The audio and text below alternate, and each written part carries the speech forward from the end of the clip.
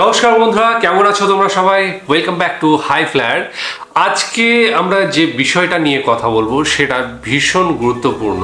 গত কয়েক মাস ধরে আমরা দেখছি যে ভারত এবং বাংলাদেশের বৈরিতা কিন্তু বেড়েই চলেছে এবং তার ফলস্বরূপ একে অপরকে কিভাবে ঠেকা দেওয়া যায় সেই রকম একটা কম্পিটিশন চলছে। এবং লাস্ট যেটা আমরা দেখছি গত দুদিন আগে ভারত সরকার বাংলাদেশের যে পণ্য রয়েছে, যে সমস্ত বেশ কিছু পণ্য রয়েছে যেগুলো কিনা ল্যান্ড বন্দর মারফত যে রপ্তানি করা সেটা বন্ধ করে দিয়েছে এবং করতে হলে সেটা জলপথ মারফত করতে হবে। তার মধ্যে আবার কলকাতার বন্দর এবং সাথে সাথে মুম্বাইয়ের বন্দর, এই দুটো বন্দর অপশন রয়েছে বাংলাদেশের কাছে। বাদবাকি যে সমস্ত ল্যান্ড রয়েছে, ল্যান্ড দিয়ে যে সমস্ত মালপত্রগুলো আসতো সেগুলো কিন্তু পুরোপুরি বন্ধ করা হয়েছে।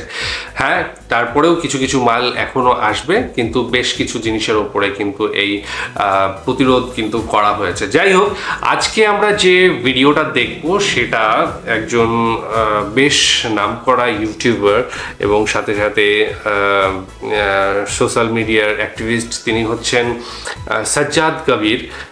তার একটা ভিডিও রয়েছে, কে ক্ষতিগ্রস্ত হবে, ভারত নাকি বাংলাদেশ। তো ডেসক্রিপশন বক্সে লিঙ্ক দিয়ে রাখবো, সেখানে গিয়ে অরিজিনাল ভিডিওটা দেখো, সাথে সাথে চ্যানেলটাকে লাইক, শেয়ার, সাবস্ক্রাইব করে দিও। প্রিয় দর্শক, সাজ্জাদ কাদেরের প্রীতি এবং শুভেচ্ছা নিন। এই মুহূর্তে আপনাদের সামনে কথা বলতে এসেছি স্থল বন্দর দিয়ে পণ্য আমদানি বন্ধ করা কে বেশি ক্ষতিগ্রস্ত হবে, বাংলাদেশ নাকি ভারত? এই প্রসঙ্গটি নিয়ে কথা বলবো। আমরা গতকাল এমন বিষয় নিয়ে আলাপ করেছি যে ভারত তাদের দেশে বাংলাদেশ থেকে পণ্য আমদানির নিষেধাজ্ঞা দিয়েছে স্থল বন্দর দিয়ে। আজকেও আবার তৈরি হচ্ছে এই জন্য যে বাংলাদেশের অন্তর্বর্তীকালীন সরকারের বাণিজ্য উপদেষ্টা গতকালকে একটা মন্তব্য করেছেন যে স্থল বন্দর দিয়ে আমদানি বন্ধ করা ক্ষতিগ্রস্ত হবে ভারতে। আসলে কতটুকু যুক্তিযুক্ত, কতটুকু সত্য, এটি একটি উন্মাদনাপূর্ণ আলাপ কিনা আমরা একটি পরিসংখ্যান দিয়ে আলাপটা করবার চেষ্টা করব। আমাদের প্রথমেই দেখে নেওয়া দরকার যে ভারতের বিধি নিষেধে কি আছে। ভারতের বাণিজ্য মন্ত্রণালয় শনিবার যে বিধিনিষেধ আরোপ করেছে তাতে কয়েকটি দিক রয়েছে। প্রথমত, ভারতের কোন স্থল বন্দর ব্যবহার করে দেশটিতে বাংলাদেশি পোশাক রপ্তানি করতে পারবে না। রপ্তানি করা যাবে কলকাতার হলদিয়া বন্দর বা শ্যামাপ্রসাদ নদী বন্দর এবং মুম্বাইয়ের নবসীমা বন্দর বা জওহরলাল নেহেরু বন্দর দিয়ে। দ্বিতীয়ত, বাংলাদেশ থেকে ভারতের মেঘালয়, আসাম, ত্রিপুরা ও মিজোরামে শুল্ক স্টেশন ব্যবহার করে প্রক্রিয়াজাত খাদ্য, পানীয়, আসবাব, প্লাস্টিক পণ্য, সুতা ও সুতার উপজাত ইত্যাদি রপ্তানি করা যাবে না। উল্লেখ্য, শুল্ক স্টেশন ও স্থল বন্দরের মধ্যে পার্থক্য হলো শুল্ক স্টেশনে স্থল বন্দরের অবকাঠামো থাকে না, সেখানে শুল্ক সংগ্রহের ব্যবস্থা থাকে। তৃতীয়ত, পশ্চিমবঙ্গের চ্যাংড়াবান্ধা ও ফুলবাড়ি শুল্ক স্টেশন দিয়ে প্রক্রিয়াজাত খাদ্য, পানীয়, আসবাব, প্লাস্টিক পণ্য, সুতা ও সুতার উপজাত ইত্যাদি রপ্তানি করা যাবে না। এর মানে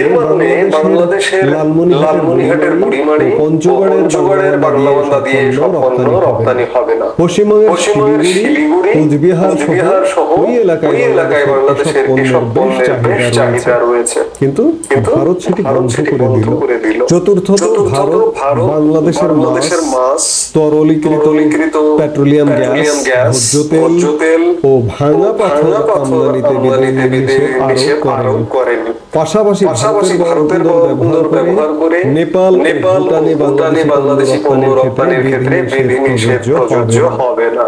মাছ, তরলীকৃত প্রাকৃতিক গ্যাস, ভোজ্য তেল, ভাঙা পাথর, এগুলো ভারতে আসলে সেই অর্থে রপ্তানি হয় না বললেই চলে, যার কারণে এগুলোর উপর নিষেধাজ্ঞা নেই। আর আমরা ভারতের ভূখণ্ড ব্যবহার করে নেপাল এবং ভুটানে পণ্য রপ্তানি করি, সেক্ষেত্রে বিধিনিষেধ নেই, আমরা যথারীতি রপ্তানি করতে পারবো। ভারতের এই বিধিনিষেধ গত শনিবারে আদেশ জারি করার পর থেকে কার্যকর হয়েছে এবং এরই মধ্যে বাংলাদেশি পণ্য ভারত বাংলাদেশের স্থলবন্দর থেকে ফেরত আসার ঘটনা ঘটেছে।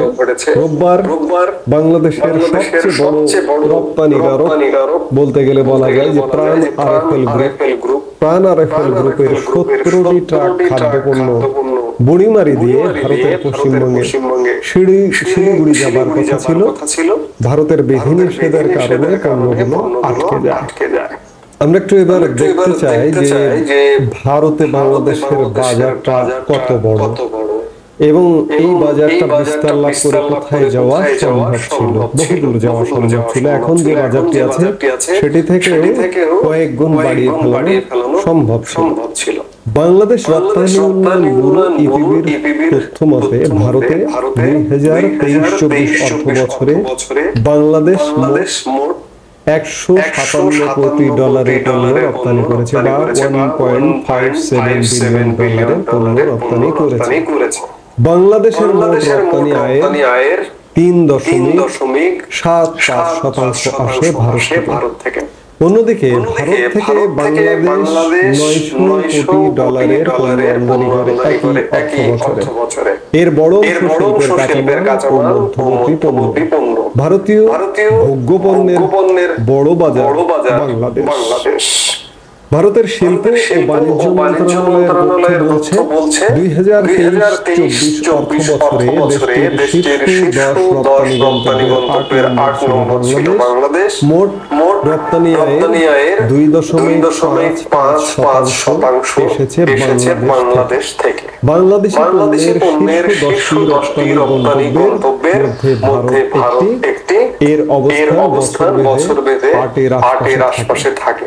বাংলাদেশ সবচেয়ে বেশি রপ্তানি করে যুক্তরাষ্ট্রে, এরপরে রয়েছে জার্মানি, যুক্তরাজ্য, স্পেন ও ফ্রান্স।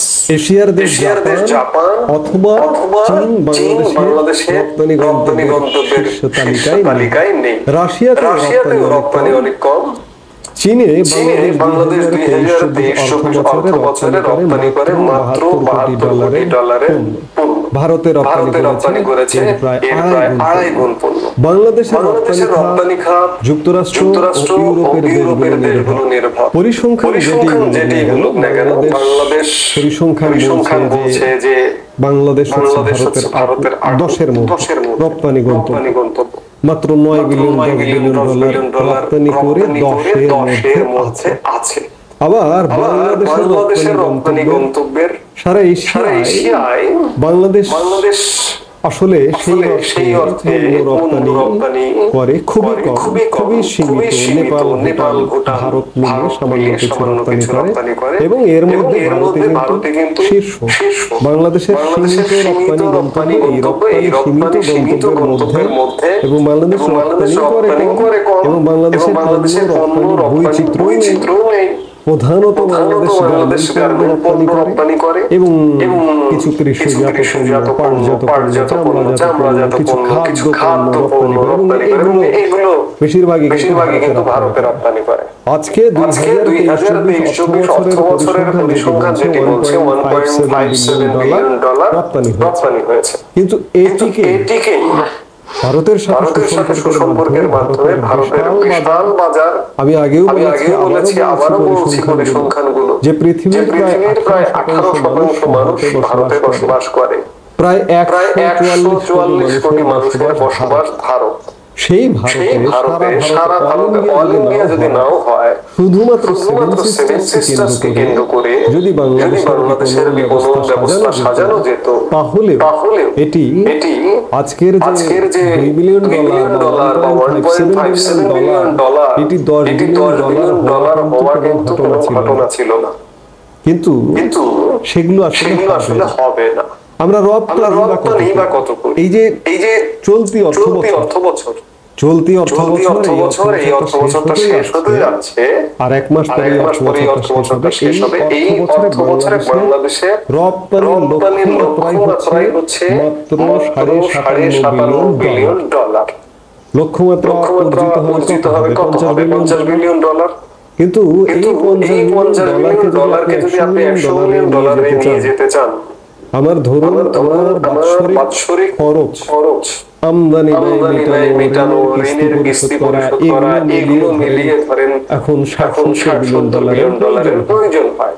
কিন্তু আমার তো বাড়তি আয় করতে হবে। আমি যদি $100 মিলিয়ন টার্গেট করি, বাৎসরিক আমি রপ্তানি করব $100 মিলিয়ন, রেমিটেন্স আনবো বাৎসরিক $30 বিলিয়ন, তাহলে এই $100 বিলিয়ন আমার যদি রূপান্তর করতে হয়, তাহলে আমি যদি ভারতের বাজার থেকে $10 বিলিয়ন পাই, সেটি আমার জন্য কত অ্যাডভান্টেজ একবার চিন্তা করেছেন। আরেকদিকে ভারতের রপ্তানি উন্নয়ন তথ্য অনুযায়ী যেটি বলা হচ্ছে যে বাংলাদেশ ভারতের টপ 10 রপ্তানি গন্তব্যের একটি হতে পারে, কিন্তু খুবই কম।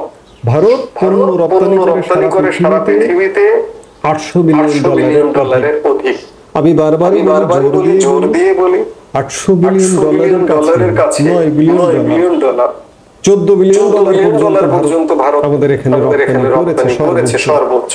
তো সেই জায়গায় 2023-24 অর্থ বছরে $9 বিলিয়ন মতো পণ্য রপ্তানি করেছে।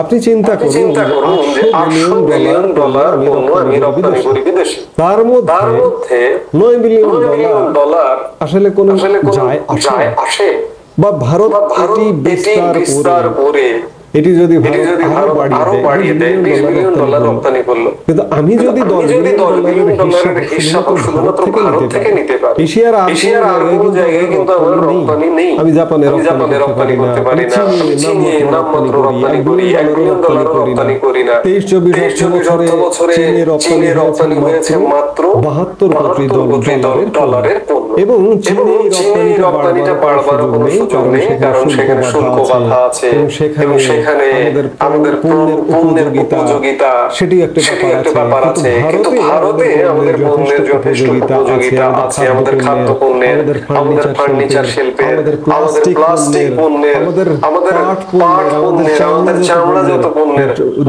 যথেষ্ট উপযোগিতা আছে। সেই জায়গা থেকে ভারতে সেভেন সিস্টার্স এবং পশ্চিমবঙ্গে আমাদের পণ্য একটি বিশাল বাজার লাভ করতে পারত। কিন্তু আমাদের এই যে পাল্টাপাল্টি ব্যবস্থা, আমরা আসলে ছোট দেশ, ছোট ইনকাম, ছোট চিন্তা, যার কারণে আমরা একটা বিশাল দেশের সাথে সাংঘর্ষিক অবস্থা গিয়েছে। ভারত আমাদের ঘটনার সূত্রপাত এই যে রপ্তানি বন্ধ করলো বা আমদানি ভারত তাদের দেশে আমাদের দেশ থেকে বন্ধ করলো স্থলবন্দর দিয়ে, এটি আসলে এক প্রকার আমদানি বন্ধ করবার মতোই। কারণ স্থলবন্দর দিয়ে যদি আমরা পণ্য রপ্তানি করতে না পারি, সেখানে ভারতে আমরা আসলে পণ্য আর রপ্তানি করতে পারবো না।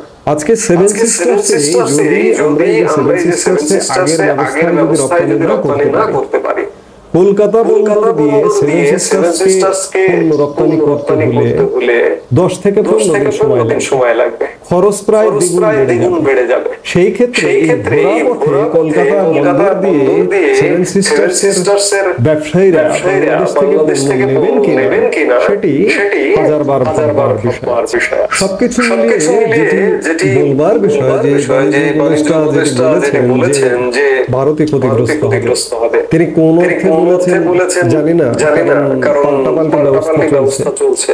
ভারত গত মাসের 8 তারিখ এপ্রিলের 8 তারিখে আমাদের এখানে বাংলাদেশ থেকে যে ট্রান্সশিপমেন্ট সুবিধা ছিল, ভারতের ট্রান্সশিপমেন্ট ব্যবস্থা ব্যবহার করে আমরা বিভিন্ন দেশে পণ্য রপ্তানি করি, সেটি বন্ধ করে দিয়েছে। তারই পাল্টা ব্যবস্থা হিসেবে বাংলাদেশ আগেই ছোট দেশ, ছোট চিন্তা, ছোট কল্পনা, সেই জায়গা থেকে আবার এক সপ্তাহের মধ্যে ভারতের সুতা আমদানি হতো আমাদের বাংলাদেশের স্থলবন্দর দিয়ে, সেই সুতা আমদানি আমাদের দেশ থেকে বন্ধ করে দেওয়া হয়েছে।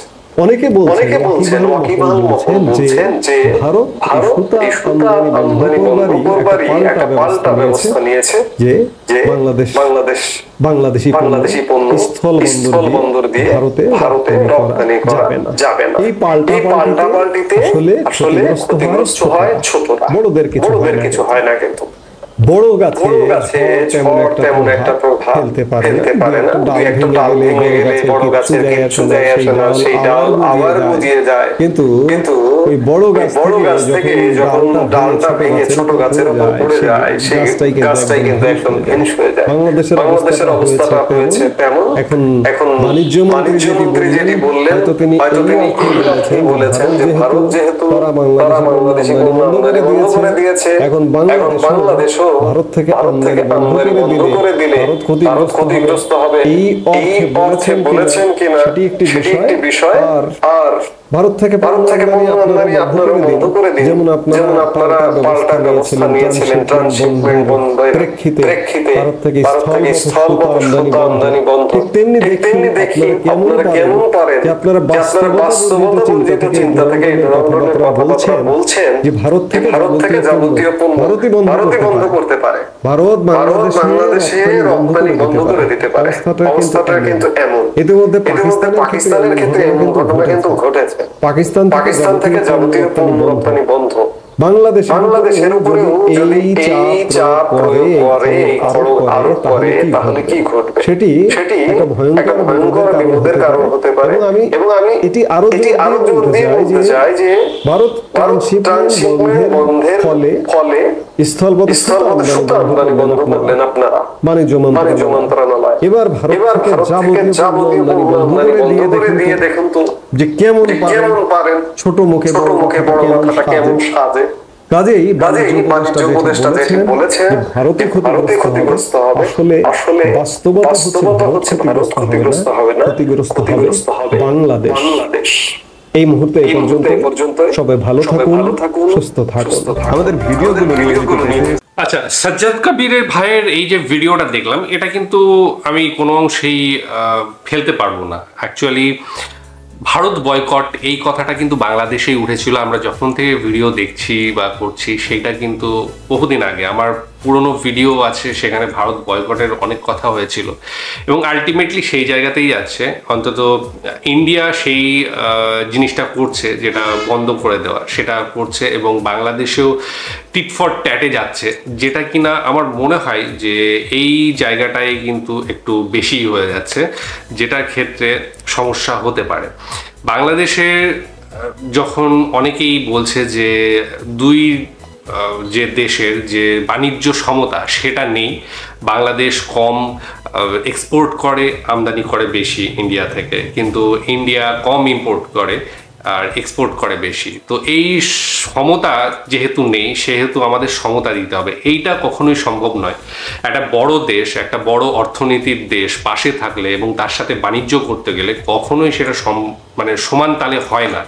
আমরা ইন্ডিয়াকে যদি দেখি, ইন্ডিয়া অনেকটাই বড় দেশ, তারপরেও চায়না তার থেকে বড় দেশ, এবং চায়নার সঙ্গে কিন্তু যে গ্যাপ, যে বিজনেস যে অর্থনৈতিক গ্যাপ রয়েছে, সেইটা কিন্তু অনেকটাই। কিন্তু আমরা যদি মনে করি যে সমতা করতে যাব, তাহলে সম্ভব নয়, কারণ তাদের যে সমস্ত প্রোডাক্ট প্রয়োজন তাদের নিজের দেশেই উৎপন্ন হচ্ছে, এবং আমরা যেটুকু দিতে পারি সেটুকু হয়তো তাদের সামান্য প্রয়োজন। কিন্তু সেম জিনিসটাই বাংলাদেশের ক্ষেত্রেও, আমাদের ইন্ডিয়াতেই এত পরিমাণ কম্পিটিশন রয়েছে, এত পরিমাণ মানুষ রয়েছে, যে সবাইকে দিতে গিয়ে কম্পিটিশন আরও বেড়ে যায়, এবং সেই জায়গায় বাংলাদেশ থেকে নেওয়াটা অনেকটাই একটু এক্সট্রা নেওয়া হওয়ার মতো আর কি।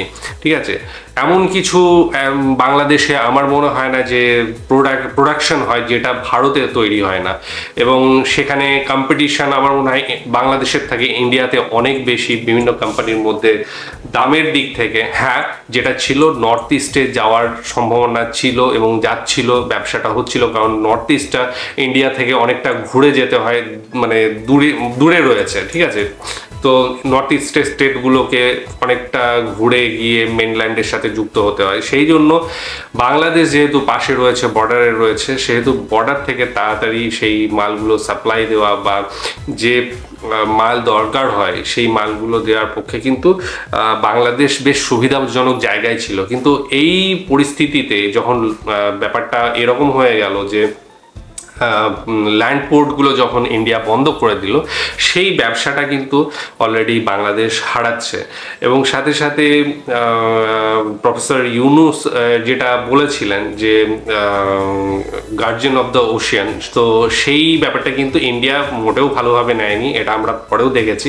এবং তার ফলেই এই সমস্ত সিদ্ধান্তগুলো এসেছে পরপর এবং বাংলাদেশও কিন্তু টিট ফর ট্যাটে গিয়েছে, যার ফলে কিন্তু একটা বিরাট অর্থনীতির দেশে যদি এই একটা চাপ পড়ে যে বিজনেস হচ্ছে না বলে একটা চাপ পড়ছে, সেটা কিন্তু খুব একটা যে বিশাল কিছু হয়ে যাবে তা কিন্তু নয়। আমরা এর আগেও পাকিস্তানের সাথে দেখেছি, পাকিস্তান যখন বিজনেস নিজের থেকে, ইন্ডিয়া কোনোদিন কিন্তু নিজের থেকে বিজনেস বন্ধ করতে চায় না, পাকিস্তান ফার্স্ট বন্ধ করেছিল এবং তারপরে পাকিস্তানের হালত আমরা দেখছি যে কি অবস্থা। সেখানে আটা 300-400 টাকায় এরকম কেজি, চালের কেজি এরকম দাঁড়িয়ে গিয়েছে।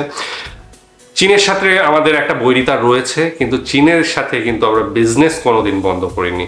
তো এইটা হয় যে নিজের পায়ে কুড়ুল মারার মতো অবস্থা, কারণ আমার নিড রয়েছে এবং সেখানে যদি আমার নিড আমি না বুঝে একজনের সাথে ঝগড়া করে আমি খাবো না বললাম, ঠিক আছে, তার সঙ্গে নিতে হয় বলে, তাহলে সেটা বুদ্ধিমানের কাজ নয়। বুদ্ধিমানের কাজ আমি তার কাছ থেকে নেব, আমার যেটা প্রয়োজন সেটা আমি টাকা দিয়ে কিনে নেব বা তার সাথে সম্পর্ক। আর সবচেয়ে বড় ব্যাপার হচ্ছে যে একটা দেশ, যে দেশটা একদম আরেকটা দেশের মধ্যে মানে বর্ডারের সাথে রয়েছে, সেই দেশটার সঙ্গে ঝামেলায় যাওয়া আমার মনে হয় দুই দেশের কারোর পক্ষেই ভালো নয়, ঠিক আছে। এবং এক দেশ উজিয়ে আরেক দেশকে ভালোবাসা বা তার হয়ে প্রচার করা, সেটাও আমার মনে হয় না যে আরেকটা দেশ পাশে যেটা রয়েছে তার সঙ্গে বৈরিতা করে খুব একটা ভালো জায়গায় যাবে, ঠিক আছে। এবং মানে যখন মানে কি বলবো, খারাপ সময়ে কিন্তু উজিয়ে ওই দেশটা কোনো সাহায্য করতে আসবে না, এটা অনেক দূরের দেশ, ঠিক আছে। সেই জন্য সবসময় প্রতিবেশীর সাথে একটা যে ভালো সম্পর্ক সেইটা বজায় রাখা দরকার। হ্যাঁ, মনোমালিন্য হতেই থাকে এবং তারপরেও সেটাকে টেবিল টক করে সঠিক চিন্তা বুদ্ধি দিয়ে সেটাকে সমাধান করা এবং গা ভাসানো, যেটাকে বলে উজানে গা ভাসানো, সেইটা জিনিসটা না করে বিচার বুদ্ধি বিবেচনা করে সমস্ত কিছু করে তারপরে কিন্তু এই মানে একটা সিদ্ধান্ত নিতে হয়। এবং পার্শ্ববর্তী দেশ যেগুলো রয়েছে তাদের সাথে সুসম্পর্ক বজায় রেখে সেটা করা আমার মনে হয় যে অনেকটা ভালো কাজ। তো যাই হোক, যে বিজনেসের কথা বলা হলো, হ্যাঁ 3.75% বাংলাদেশ বিজনেস করে, রপ্তানি করে বা ইন্ডিয়াতে। তো সেই রপ্তানিটা হয়তো বিশাল কিছু নয়, কিন্তু অনেকটাই। বাংলাদেশের যে পরিমাণ রপ্তানি হয় সেখানে যেটা বলা হলো যে $50 বিলিয়ন যে বিজনেস হয়, সেই জায়গায় কিন্তু একটা অনেকটাই। এবং ইন্ডিয়ার সেখানে $900 যে 700-800 বিলিয়ন ডলারের যে বিজনেস হয়, সেখানে এই যে 5 বিলিয়ন বা 10 বিলিয়ন এটা খুব একটা ম্যাটার করে না। তো সুতরাং আমার মনে হয় যে বাংলাদেশের যে সমস্ত উপদেষ্টা মণ্ডলী রয়েছেন তারা কিন্তু আরেকটু যদি বিবেচনা করেন তাহলে আমার মনে হয় যে এই জিনিসগুলো ভালো হবে। বাংলাদেশের যে শেয়ার মার্কেটের আমরা পরিস্থিতি দেখছি বা অন্যান্য বিজনেসের যে সমস্ত পরিস্থিতিগুলো দেখছি, রিজার্ভের যে পরিস্থিতি দেখছি, তাতে কিন্তু বাংলাদেশে আরেকটু বিচার বিবেচনা করা উচিত সমস্ত বিষয়গুলো নিয়ে এবং সামনে এগিয়ে চলা উচিত। যাই হোক, ভিডিও কেমন লেগেছে